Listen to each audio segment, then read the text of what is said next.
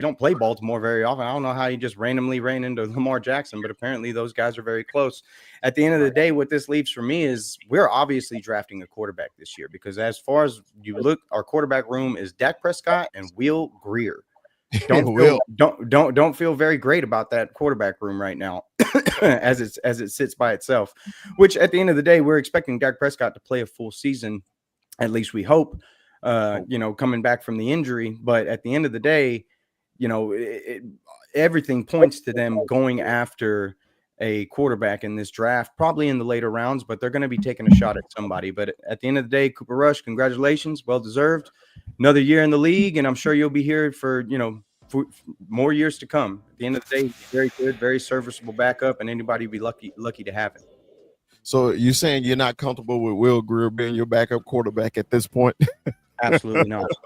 Absolutely not. Okay. I didn't even know he was still on the roster. Yeah, man. It's him and Will Grier. That is it.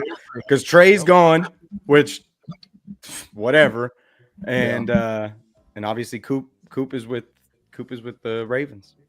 All right. So Kuiper, I know you get a chuckle every time you hear Cowboy music. So what was your laughter like when you heard about Cooper Rush going to the Ravens? All I kept saying was run, Coop. Run as fast as you fucking can. Get your ass over to the Ravens because they'll treat you right. They'll give you that signing bonus if you earned it. They won't pull your ass out. So I'm happy for him, man. Get away from Jerry, dude. I bet you anything. There's so many players in that organization that would love to go to the Ravens. That would love to follow Cooper Rush. Yeah. So I'm happy for him. All right. Cowboy Corner. Always with that different perspective, man. What did you think about Cooper Rush heading to Baltimore? Cowboys lost their best backup. Cowboys lost their best quarterback of 2024 season, right?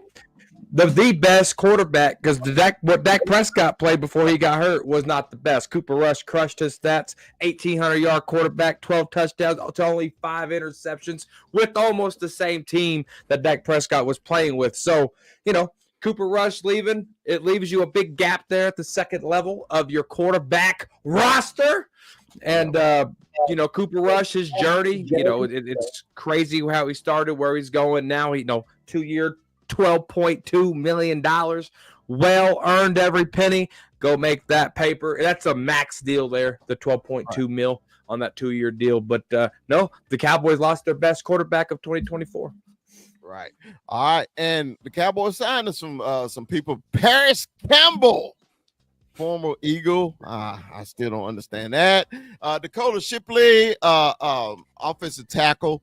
I think he played with the Colts, I believe. Return of Dante Fowler Jr. with the Cowboys, and Miles Sanders agreed. Any other than Dante Fowler, I think everybody was on 1-year deals. So what do y'all think about Dante coming back? 21. I like it, big fella. We know he had a good little season when he was with us 2 seasons ago. So definitely something that is welcome back, right? This man had a good season with Washington over there.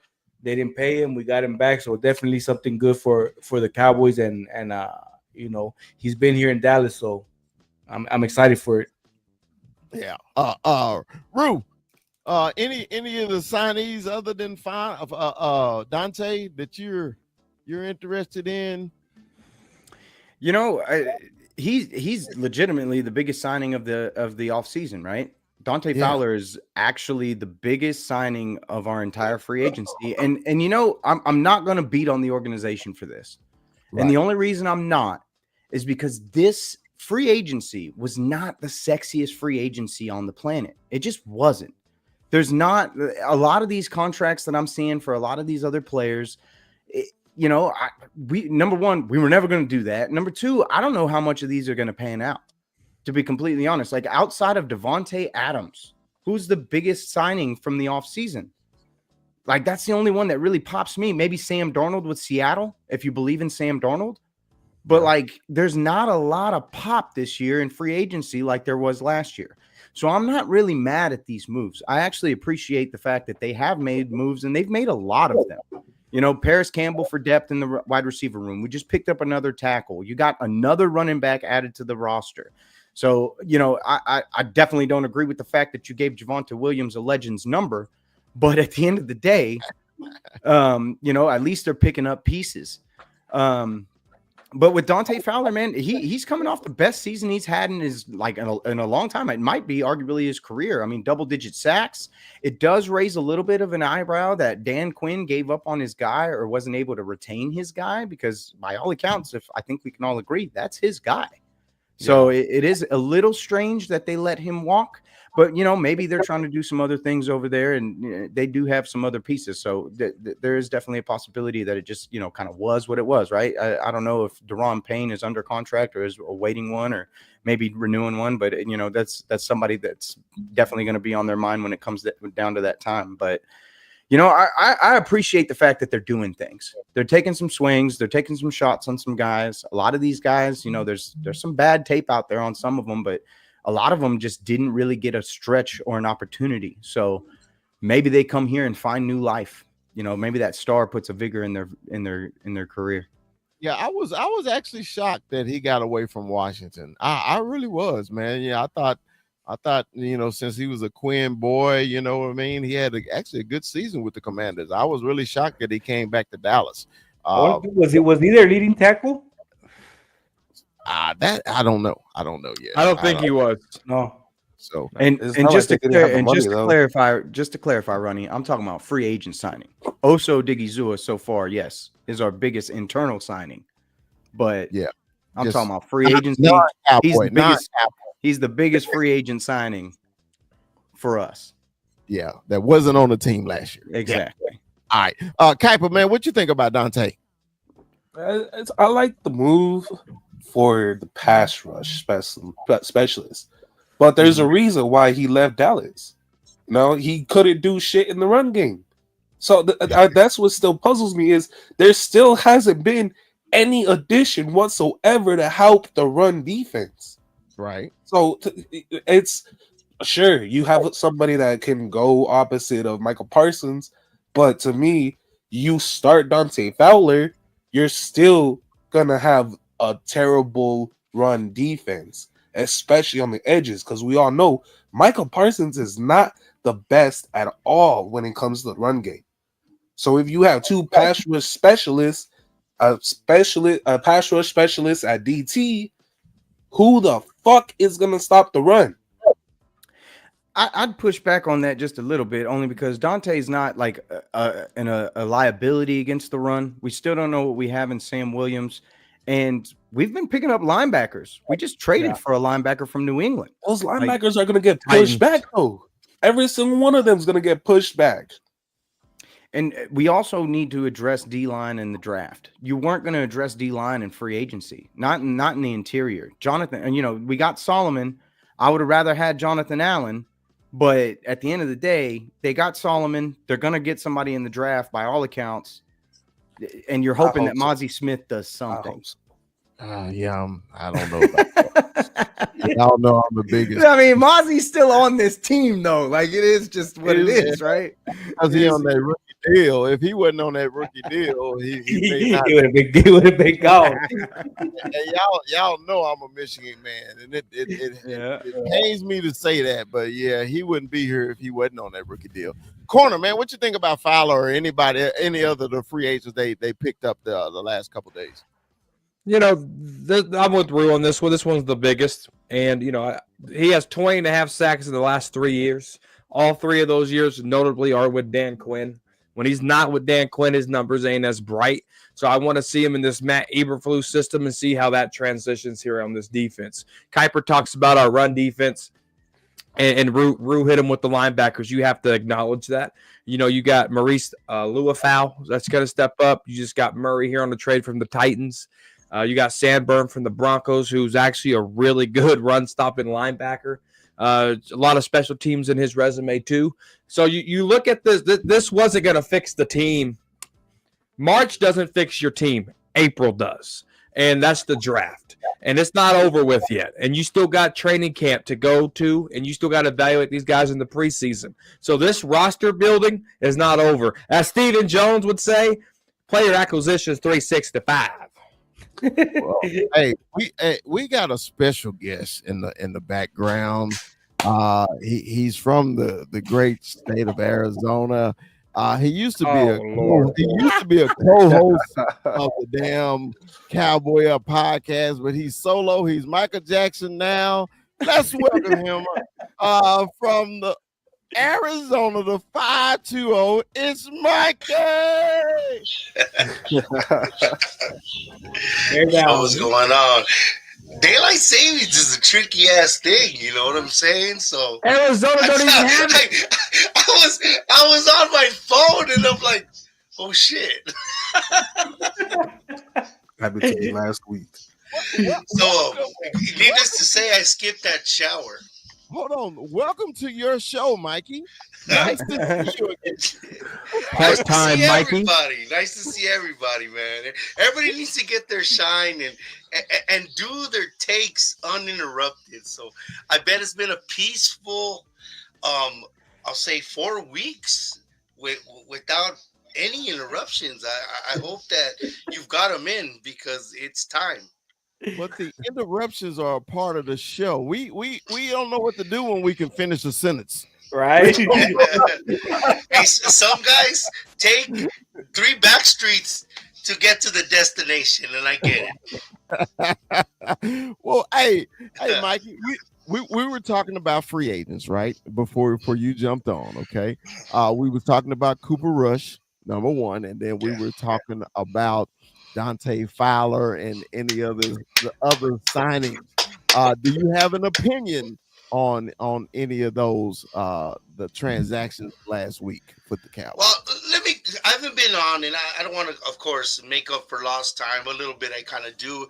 I am applauding our front office. The signings that we have, we've gotten depth. We've gotten depth that on last year when we lost people like Dorrance Armstrong and Dante Fowler, we've made up for it. We've made deals to make our linebacker room better. What do we get? 7 first round picks. I know they didn't turn out to be first round picks, but they still got the attributes. They liked them when they were scouting them and looking at them. And I like what our front office has done. You could see the national pundits and then TikTok, Cowboy, social media beating up the Cowboys like they haven't done anything. And that's not the case at all. This is it's leaps and bounds far away from what happened last year where we settled and the notion of all in had us thinking about mountainous grandeur where we didn't get it. And this time of course we want the big names, but there's the piece of the pie that we want to divvy up. But I am happy keeping Turpin was huge keeping Turpin. Losing Rush, it's a big deal because how Cowboy Corner likes to always, has been adding lately that Dak has been the victim of his lower body injuries, and as older as he gets, we know Father Time is gonna mess with Dak, so we don't have that Cooper Rush security blanket to bail us out and get us out of games. So that is concerning, but at the same time, they're doing things, and I know it's great value, Chris, but sometimes. That the company that makes the original, all it is a label, big dog. But I'm happy to see you guys again. I'm happy to be a part of the Cowboy Up podcast. Like I always say, if you like us, ring that bell, like us, subscribe, and tell your friends about us.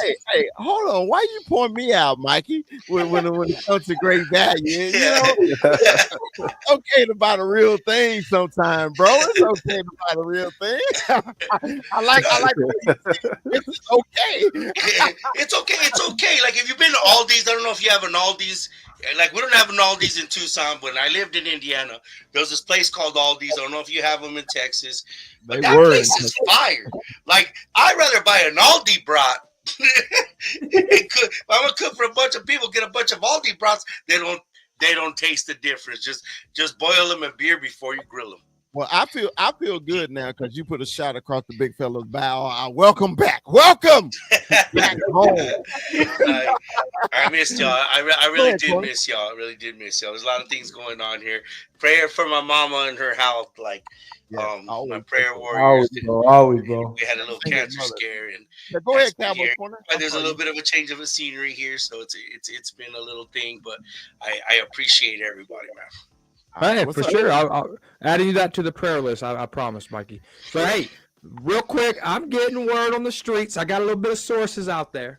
I'm getting word on the street that the Cowboys are acing a deal with Micah Parsons. So, within the neighborhood of 5 years, $205 million. Good Lord, that's a lot of money. It's not done. But it's $41 million a year is what it's looking like for Micah Parsons. Wow. Oh man. Wow. Man. So all that talk about you doesn't need shit. to be the highest paid was all bullshit. Well, we knew that, Kuiper. Come on, bro. It's called posturing. Didn't say that. He said it. His agent didn't. There's two different people negotiating. Right.